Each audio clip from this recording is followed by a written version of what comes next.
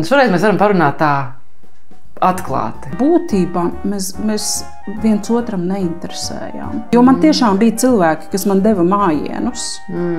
Es negribēju dzirdēt. Nu nē, viss, ja man attiecībās neveicās, viss, es pievēršos karjerai. Protams, tu sevi pasargā no riska, ka tev sāpēs, ka tev neizdosies un ka tu uzrausies uz nepareizo cilvēku. Bet tu absolūti liedzi sev to iespēju, ka kaut kas tur tomēr varētu notikt. Man viņš patīk ar visu to, kāds viņš ir.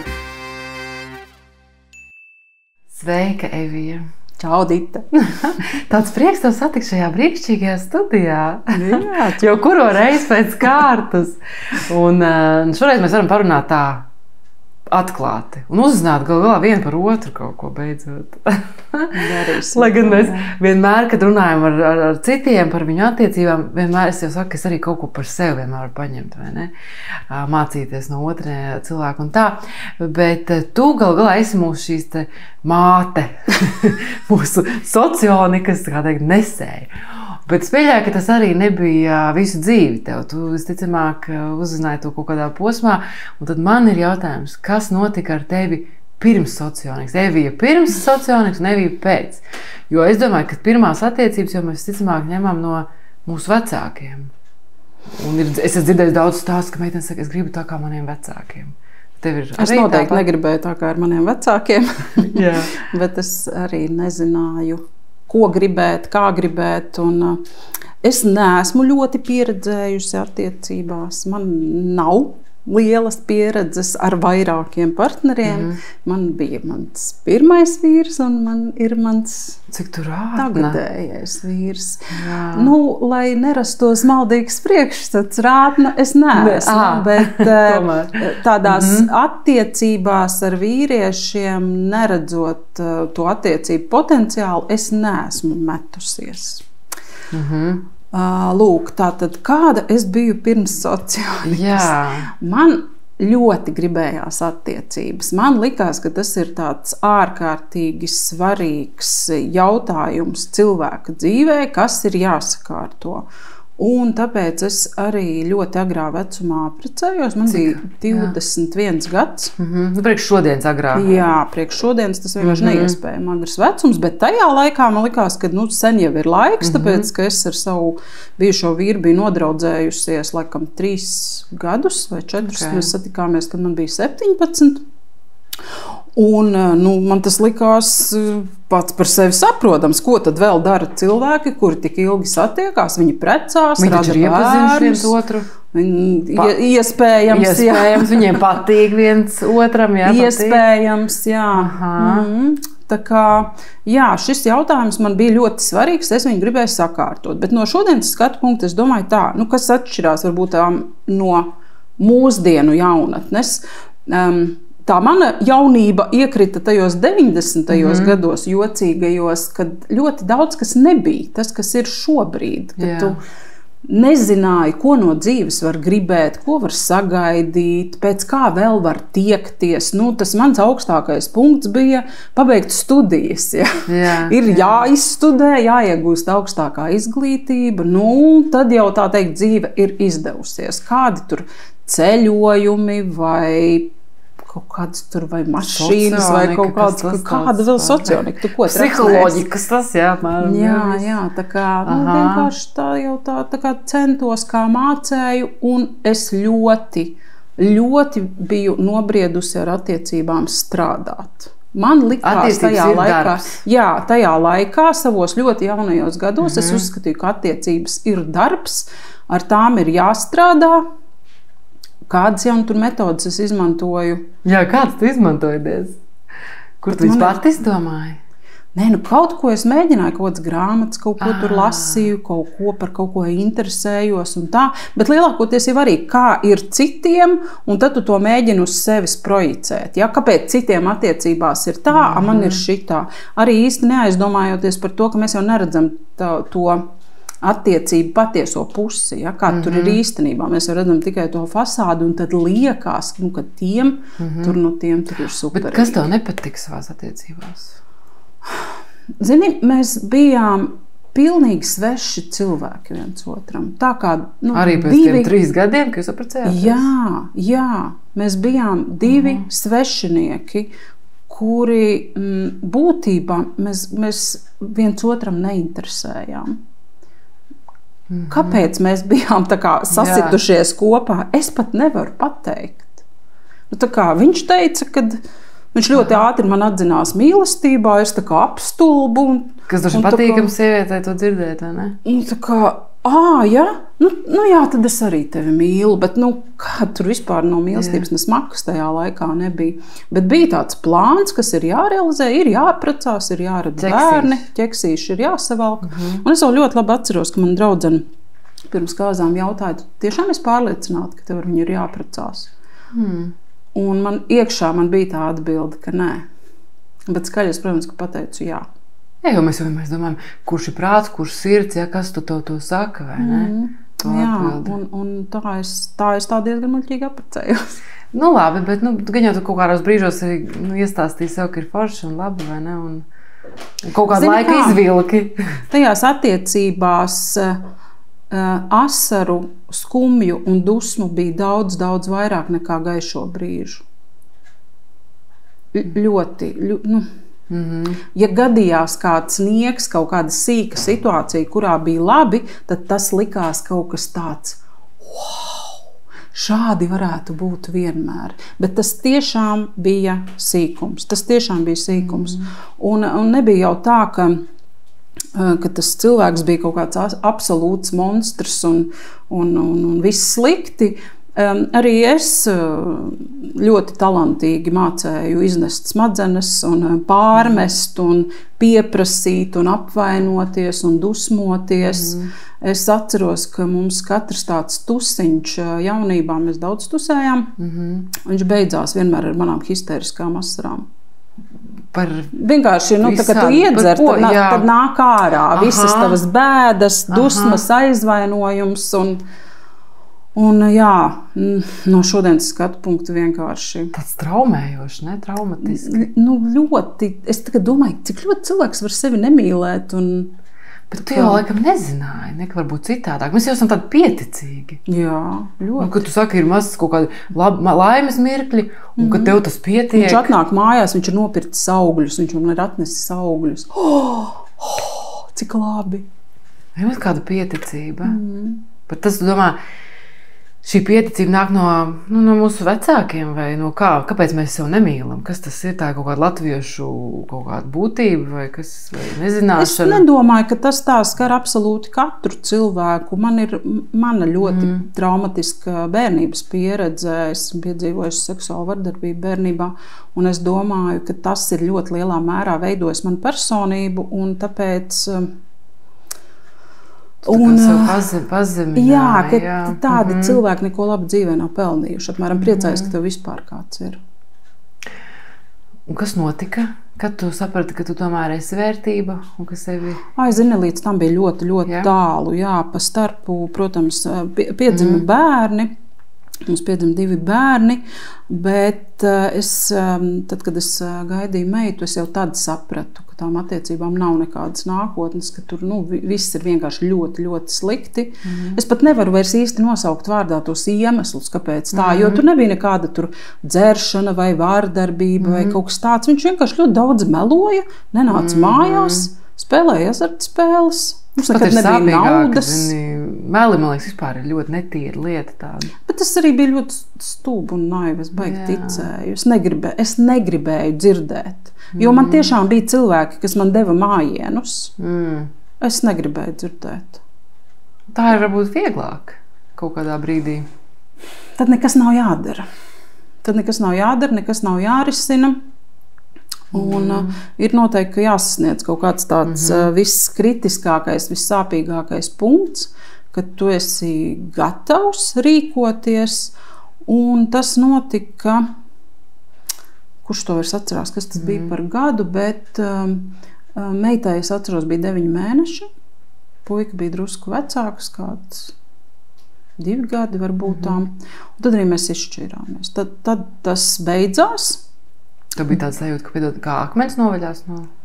Nē, man ļoti ilgi bija ļoti sāpīgi. Man bija baigā vilšanās sajūta pašai sevī. Par to, kāpēc es izdarīju tādu nepareizu izvēli savā dzīvē, kāpēc es ticēju, ka tur kaut kas varētu sanākt. Baigi tāds sāpīgs tas periods bija, bet godīgi sakot, es tā kā dzīvoju ar domu šķiroties, ka pusgads un es noteikti būšu jaunās attiecībās. Man bija tāda pilnīgi, Tu jūties emocionāli gatavi, ja? Tam? Pat ne emocionāli gatavi, bet man likās, ka tepat rokas stiepiena attālumā taču ir noteikti kaut kādi citi vīrieši. Paga, kurš man kādreiz ir tur paticis vai interesējis, tā es paskatīšos, tā piemetīšu un tepatām jau viss būs, bet tas tā tik ātri un tik vienkārši nenotika. Jo es domāju, izejot no vienām attiecībām, ieejot nākamajās, mēs jau paliekam tās pašas, vai kaut kas ir mainījies pa vidu starp šo te? Man līdz tām nākamajām attiecībām bija 5 gadi. Man pagāja 5 gadu ilgs jaunu attiecību meklējuma periods. Bet izklausās labs laiks, vērtīgs, ne? Kā lai to saka? Tur bija, ko man tas deva? Man tas deva pārliecību, ka man tās attiecības tiešām ir svarīgas. Es vienmēr par to jautājumu degu. Jā. Man nekad nav bijusi tā doma, ka, nē, kaut gan es meloju, varbūt tām uz kādu nedēļu man ir bijusi ideja, ja man attiecībās neveicās, es pievēršos karjerai, baigi, kādai karjerai, man nebija vispār nekādas karjeras, ko es te murgoju, ja? Bet es aizeju darbā, es tagad strādāju, man nekādas attiecības nav vajadzīgas, bet, manā gadījumā tas neiet cauri, man viņas vajadzēja tā kā ēst. Jo es ļoti daudz dzirdēju sievietes, īpaši gados, kas šo te saka, man tur nekas nav sanācis, un es atmetu roku, attiecības nav priekš manis. Lai gan man jau liekas, ka sirdī. Es domāju, ka visiem gribās. Visiem gribās, tikai ļoti, ļoti bail piedzīvot to vilšanos sajūtu, ka atkal tu uztrāpīsi kaut kāda neīstā. Un, protams, ka tajā posmā man jau bija tur visādas tās pieredzes, bet tur, attiecība tur nebija. Ja? Tur bija tādi īsāki vai garāki randiņu periodi, bet ne ar vienu attiecības neveidojos, jo, pieņemsim, manā gadījumā man likās tāds, parametrs, tas rādītājs, kā to vīrieti izvēlēties, vai man nebūtu kauns viņu maniem bērniem rādīt. Tāda man bija tā mēraukla. Un šo filtru neizturēja. Ļoti daudz. Jā, negribu atcerēties, par ko es tikos. Jā. Lūk, tā kā es biju cits cilvēks, pilnīgi viennozīmīgi. Labi, un kurā brīdī tu mainījies? Kurā brīdī es mainījos. Tas mainīšanās periods īstenībā bija ļoti ilgs un tāds pamatīgs, bet noteikti tas starta punkts bija socionika. Kaut gan vispirms es satiku savu tagadējo vīru. Tas bija jau pirms gandrīz 16 gadiem. Un viņš manā dzīvē atnesa socioniku, viņš man izstāstīja, ka tāda lieta ir. Un tad man sākās tāds sevis apzināšanās periods, tāds sevis iepazīšana. Tas bija ilgi, tie bija kādi 3 gadi, es domāju, kamēr es tā sagremoju to visu, sapratu un apdomāju un pārdomāju un saliku tā pa plauktiņiem. Un, protams, kad ļoti liela ietekme manam vīram arī ir tajā visā, kā viņš man ir izaudzinājis pa šiem 16 gadiem. Bet viņš tātad zināja socioniku, un viņš to teica uzreiz, sveiki, Evija, es tur esmu tāds un tāds. Viņam bija, mēs iepazināmies Oho LV, un viņam tajā anketā bija rakstīts kaut kāds tur, tāda ļoti lecīga tā anketa bija, ka viņš ir tur beigi superīgais, un es savai sievietei tur došu to un to, un beigās viņam bija tas dreizers pierakstīts. Es domāju, kas tas tāds? Un tad mēs ļoti ātri pārgājām no sarakstes uz sazvanīšanos, un tad es arī jautāju, kas tas tāds ir vispār.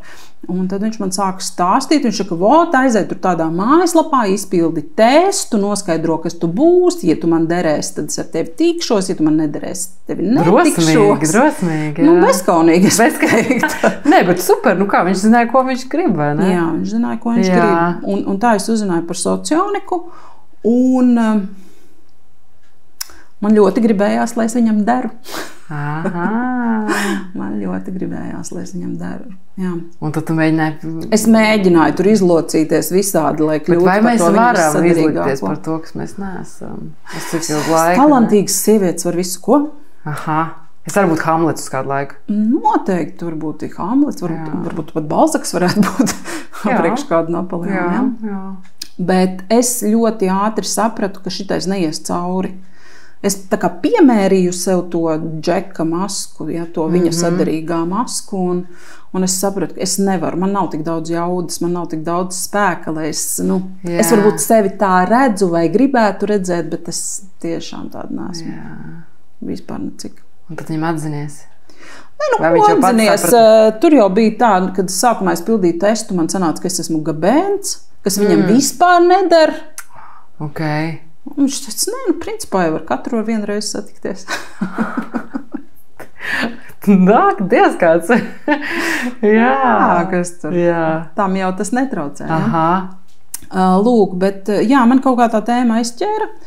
Un es sāku aizvien vairāk iedziļināties, jā, un tad es tā kā gribēju būt par to viņu sadarīgo, bet, par laimi es diezgan ātri nonācu līdz tam savam tipam, tāpēc, ka mēs satikāmies dzīvē. Jā. Un es pamēģināju to komunikāciju mūsu savstarpēji, un viņi tik ļoti atšķīrās no tā, kādi bija tie citi cilvēki, tie citi vīrieši, ar kuriem es tikos, ka tā kā tās sarunas pilnīgi citādāk veidojās, citas tēmas, citas vērtības, citas intereses. Tas bija ļoti iedvesmojoši. Jā, es tieši par šo komunikāciju arī domāju, jo, piemēram, man liekas, tajā pirmajā rādiņā visi jau cenšas būt tādi forši. Bet tāpat tā komunikācija, tu jūti šo atšķirību. Zini kā, es necentos vispār. Nekad? Nē, tieši šajā situācijā es necentos vispār, tāpēc, ka pirmām kārtām viņš bija no Madonas, viņš bija 15 gadus par mani vecāks, viņš bija daudz veiksmīgāks, labāk realizējies. Es tā kā... Man likās, ka es nedavelku līdz viņam. Tu jau atmeti? Jā, es domāju, wow, cik man superīga pieredze dzīvē. Man ir trāpījies normāls, sakarīgs vīrietis. Vienkārši izbaudīšu. Un es pilnīgi atlaidu to situāciju tā, ka es netēloju vispār, bet es vēl pat speciāli tur kaut kādus tādus dzēlības, izmet savus Balzaka jociņus. Mēs tikāmies un saku, klausies, tu nemaz neesi tik garš, kāds tu biji tur rakstījis tajā anketā. Jā, un viņš kas tie pa tādiem uzbraucieniem. Kaut kādas tādas lietas. Tā kā, jā, tā komunikācija izvērtās pilnīgi citādāk. Bet cik svarīgi ir īstenībā būt patiesam un netēlot, vai ne? Lai abi tādi ir. Labi tādi. Nevis viens. Nu labi, un kas tad tagad, kā tu varētu raksturot tagad savas attiecības? Cik jau gadi pagājuši, kurš tu to vairs? Būs jau 16, jā. Būs jau 16. Un kāda ir atšķirība esot attiecībās pēc šīs sociālikas zinot, un ja tu atceries vispār, kas ir iepriekš? Jā, zini kā, es tagad atskatoties uz to savu veco dzīvi, man ir ļoti sevis žēl. Ļoti, ļoti sevis žēl tajā laika posmā, tajā periodā, ko es pieļāvu, kam es ļāvos attiecībās, kam es piekritu, tā kā aiz nezināšanas, aiz pieredzes trūkuma, aiz zemā pašvērtējuma. Šausmīgi sevis žēl, es domāju, ārprāts vispār. Ārprāts, cik labi, ka tas beidzās. Bet ko tām sievietēm, kuras varbūt ir līdzīgās attiecībās šobrīd? Zini kā sevi pamanīt vispār, ka tu esi tādās attiecībās? Mums jau ļoti droši vien ir vajadzīgi tie citi cilvēki, lai mēs kaut kur apmainamies, parunājamies ar kādu. Es gan nevarētu teikt, ka man bija kāds tāds cilvēks, kur mēs tagad aizēju visu izstāstu, mani saprot, iedvesmo un saka, Evija, tev viss būs baigi labi un super, tagad šito met malā. Nē, tā tas nebija, bet es teiktu, ka manī pašā vienmēr ir bijusi tāda mūžīga uguns, kura kaut ko grib. Un tad kaut ko gribās vairāk, labāk, citādāk. Kad tu kārpies un meklē, un tā kā, ka tu neesi mierā. Jo man liekas, ka vistrakāk ir tad, kad tu samierinies. Tu kā pieņem to savu likteni un saki, Un ka tu nedod savu iespēju, ka viss, varētu būt labāk. jā. Jo es atceros, man vēl vecā mamma teica, ka jau saprecējās, tā jau ir jādzīvo. Nu, kurš tad te mums ir laimīgs? Es atvainojos ģimenē. Jā. Bet es savā ziņā tā kā atvēru to Pandoras lādi tai mūsu ģimenē, un tur radu lokā sekoja vēl vairākas šķiršanās. Tā kā es esmu iedrošinājusi cilvēkus jaunām attiecībām, un tas, es domāju, ka vienmēr ir bijis pareizais solis un tāda laba izvēle. Tā kā tas ir ļoti bailīgi. Mēs ļoti daudz domājam, ko citi teiks, ko citi padomās, vai vecāki nebūs vīlušies tevī, ka tev šitā sanāca. Nu, jo es arī tikko dzirdēju, sakām, ka vieglāk ir nebūt attiecībās. Bet tad nav jāuzņemās nekāda atbildība. Vispār ne par kādiem taviem lēmumiem, vispār ne par ko. Jo tad, kad tu kaut ko gribi un tev nesanāk, tu vismaz esi mēģinājis, un tu vari arī trāpīt, tu vari tikt pie tā sava labā un foršā rezultāta. Bet, ja tu neko nedari, protams, tu sevi pasargā no riska, ka tev sāpēs, ka tev neizdosies un ka tu uzrausies uz nepareizo cilvēku, bet tu absolūti liedzi sev to iespēju, ka kaut kas tur tomēr varētu notikt, ka būs kaut kas labs un kaut kas sakarīgs. Un tāpēc man šķiet, ka vajag pajautāt sev, vai manī ir šī iekšējā deksme, vai es gribu kaut ko, vai manī ir gribēšana, vai es kaut ko vēlos. Un tā var būt, ka viņas nav. Ko mums sociālnieki vispār sola? Es zinu, ka labāk ir tā kā, necerēt solījumiem, bet tie cilvēki, kas atnāk pie tevis. Redz, sociālnieki pat par sevi viņam nesola absolūti neko. Viņi tikai izskaidro un iedod kaut kādus risinājumus vai pasaka, kad bet ir tev paredzēts. Jā, tikai viņš nav tavā redzes lokā, tu vēl viņu nesatikusi vai kā, bet daba tev ir paredzējusi vispār. Vai tu kaut ko darīsi lietas labā, tas ir atkal tavs atbildības lauciņš. Kad tu sajūti šo vēlmi arī citiem cilvēkiem palīdzēt un ar sociālnieku dalīties? Zini, es precīzi neatceros. Jā. Tas bija tāds liels un plūstošs process, bet tad, kad es jau, tie bija jau kaut kādi vairāki gadi attiecībās, un tas varētu būt. Nē, es tiešām šobrīd precīzi vairs pat neatcerēšos, kur viņa jau vīrs tev pamudināja, ne? Nē, zini kā, tā ideja radās vispār par to, ka man vajadzētu iet prom no mana algotā darba un sākt ar kaut ko pašai nodarboties. Un tā kā es esmu juriste, man ir juridiskā izglītība un arī pieredze, tad, protams, ka doma bija, ka jāveido tā juridiskā prakse. Kaut ko es tur arī pat mēģināju, bet man tas neaizrāva. Man tā ideja neaizrāva. Un tā es sāku kaut ko ar to sociālnieku tur bakstīties un ņemties, jo es sapratu, ka, ja tas ir man palīdzējis pēc tik ilgiem tādiem manas pašas meklējumiem pēc kaut kādām atbildēm, tad droši vien, ka to vajag arī kādam citam. Tā tas arī sākās. Ja tu skaties tagad uz savām attiecībām, esot kopā ar savu mīļoto vīru Draizeri, ir kaut kas, ko tu gribētu viņā mainīt, vai kaut kas, kas tev tur nepatīk? Jo lielākoties jau, ka mēs dzirdam, runājot cilvēku par attiecībām, viņi saka, viņš tur tāds un to, un kad reti, kad kāda sieviete saka, mans vīrs, kā man viņš tur patīk, un kaut viņš nemainītos. Jums ir strīdi? Protams, ka mums ir strīdi, bet aizvien mazāk un mazāk un mazāk un mazāk un aizvien tādi nesāpīgāki un virspusējāki, jo mēs ļoti esam iemācījušies jau viens otru labi saprast, bet es zinu, saprotu, jūtu, ka nekādu citādāku cilvēku es nemaz negribētu, nevarētu. Man viņš patīk ar visu to, kāds viņš ir, ar visiem viņa kaut kādiem jocīgiem izgājieniem, kas varbūt man ir kādreiz pārsteigums. Nē, labi, ne pārsteigums, bet kas man ir, kad iedod tādu asumu dzīvē, tā es teiktu. Jā, tā kā viņš ir tieši tāds, kādu man vajag.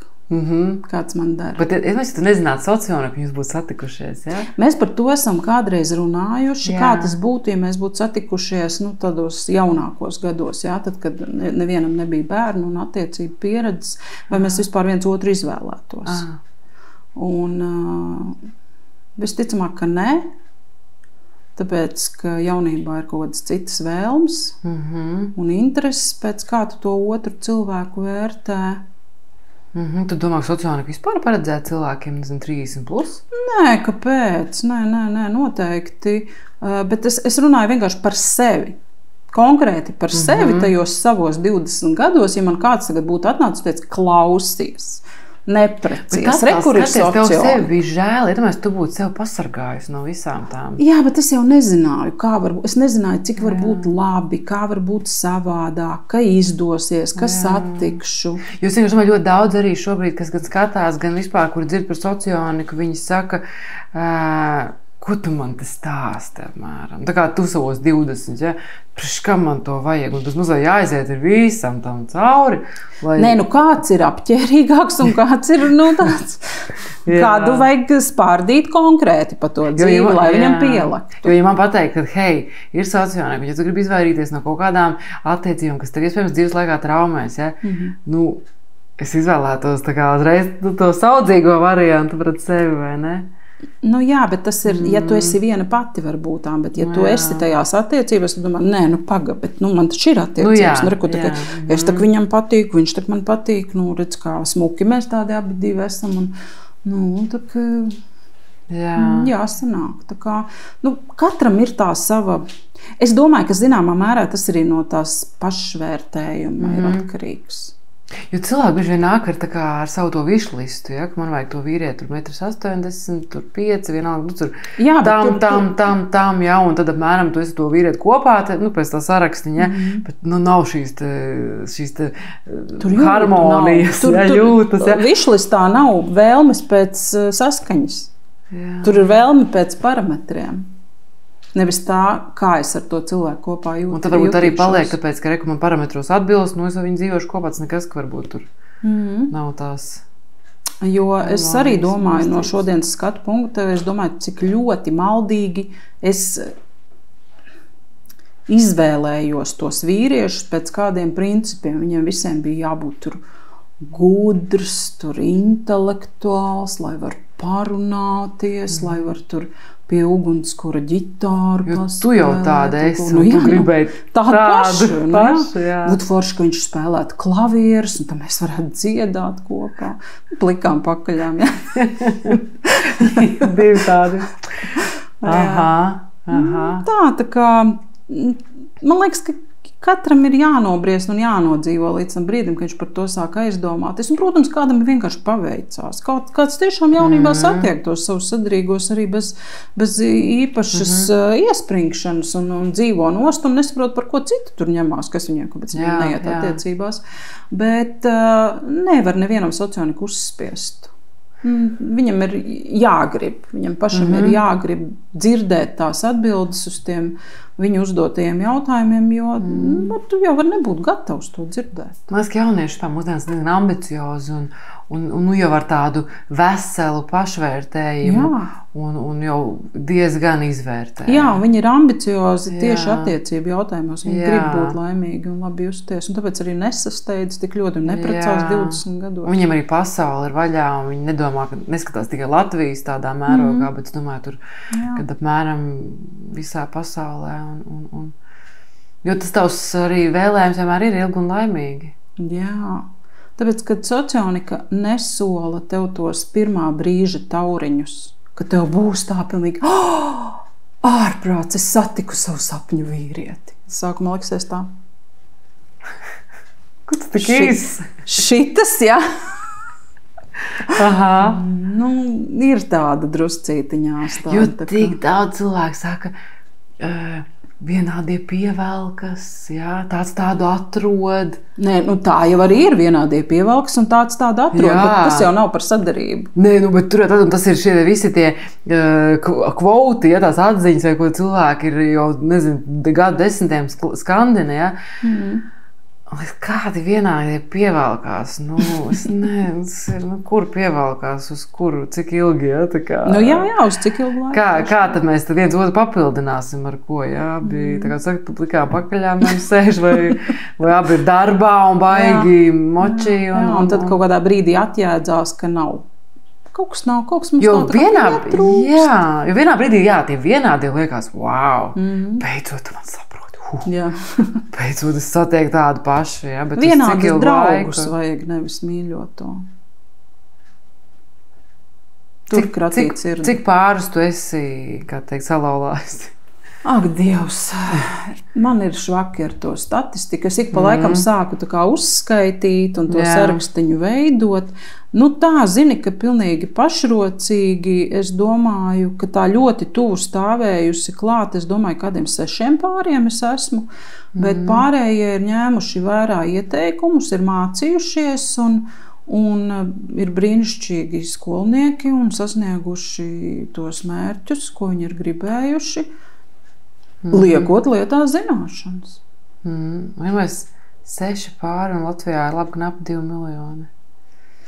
Ir darba pilns roks. Ir daudz uz ko tiekties. Es ļoti ceru, tie pārējie tur, cik tie miljons un cik ir ļoti laimīgi. Bet man jau arī nav tāds mērķis, tā kā protams, katram tiešām izstāvēt klāt. Mans uzdevums ir izstāstīt, ka tāda iespēja ir.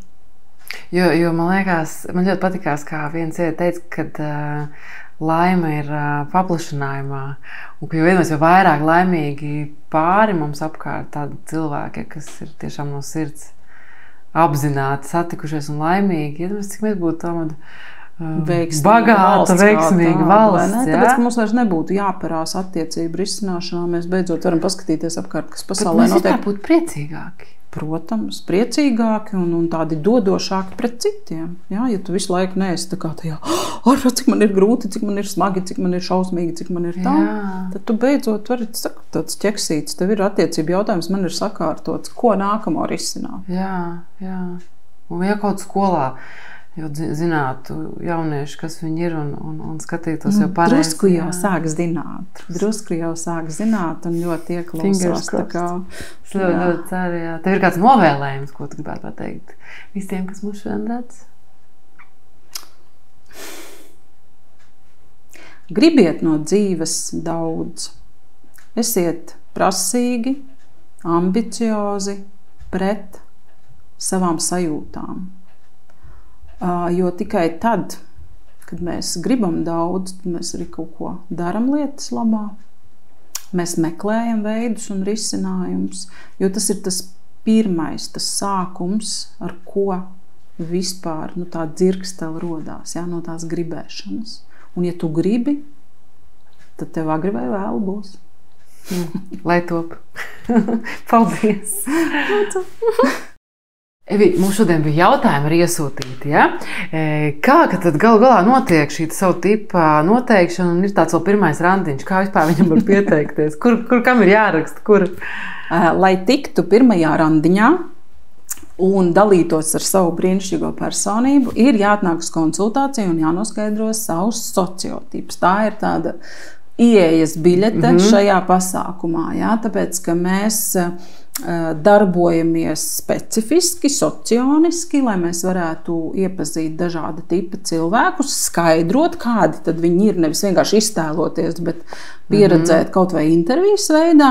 Un tāpēc vispirms ir jāatnāk, jānoskaidro savus sociotips, un tad, ja tev ir drosme, tad startējam, filmējamies. Un tad, kad tu nofilmēji, tad ir šī brīnišķīgā iespēja, vai kāds, kas jau ir redzējis, kas ir zina savu sociālo tipu un varbūt tieši meklē šo savu sadarīgo, pamana. Jo man liekas, kad mēs šķirstam bildītes pa labi, pa kreisi, tur maz ko var tā saprast, bet tikko kā ir dzīves saruna, kur ir vairāk izstāsts par sevi, par šo tipu, tas ir jau nākamās paaudzes iepazīšanās veids. Jā. Un tad vēl jautājums, kā ir ar mani kopā tev strādāt? Ja gribās teikt. Kā mums ir? Kāpēc tu man izvēlējies? Tas, ka tu esi ļoti skaista. Paldies! Un es esmu gudra. Tāda blondīna, tāda gudrā bērna. Jā. Kā ir? Ar tevi ir ļoti labi, bet strādāt grūti, tāpēc, ka nevar saņemties uz to strādāšanu. Ja? Mēs esam radīts ballītei. Pļāpājam un visu laiku ir tāda, un vēl šitais jāpasaka, un vēl tas jāpasaka, un vēl ar to gribējās padalīties, un šito izstāstīt, un to pajautāt, un vēl kaut kādas lietas, kad līdz tai strādāšanai ir tā kā pagrūti. Kur mēs strādājam? Kur gribētu, lai mēs te rokam zemi? Mēs taču izklēdējam galvā cilvēkus. Kā tev ir ar mani kopā strādāt? Nē, man ir sajūta, es esmu sajūsmināta. Es vienkārši jūtu, kā tu mani papildini. Ar gudrību, ne jau ar skaistumu. Ārprāts, ar visu to, jo es pilnīgi katru reizi, es tā kā iegūstu tik foršas tādas informācijas zināšanas un es, kad pie tevis braucu, es taču nezināju, pie kā es braucu, vai ne? Un man likās sākumā, kas tad te būs un tā, bet es jūtos ar tevi droši un labi. Un tāpēc es saku, mēs te daudz pļāpājam, bet ko citu mums te vēl? Ko mums vēl dara? Kas mums vēl ir jādara? Es teiktu, ka man vienkārši pa maz ir laiks ar tevi kopā. Jā, tāda nožēla man tādas pat mazliet tāda. Es pievienojos iepriekš. Jā. Tā, kas piedāvāja katru dienu, tad Devija, diemžēl, nevēl. Nevelk. Tad būtu pa daudz manis. Bet, katrā ziņā es novēlu, mums, es gribētu, lai mums ir vairāk labi, visādi pasākumi, kas ieplānosim noteikti un stingri sekosim grafikam. Jā, bet mums ir jāpasaka, mums ir live jāuzfilmē, mums ir make-ups jāuztais, mums ir shopping, skapis, mums ir, kur mēs ceram uz tiešām, kad cilvēki gribēs noteikt savu tipu un padarīt savu dzīvokli. Jā, mēs gribam arī vēl live intervijas ar... Jā, mums visādi viesi, ko mēs uzaicināt, un galu galā mēs gribam pieteikties arī vēl visādiem programmām, ko tu piedāvās. Tā kā mēs visu to ļoti gribam. Es visu cilvēku vārdā šodien. Paldies! Lai ilgi, laimīgi, brīnišķīgi! Paldies, ka noskatījies šo epizodi. Noteikti ieraksti komentārā, vai tev būtu drosme piedalīties šādā projektā. Un, protams, abonē kanālu, lai nepalaistu garām jaunās epizodes.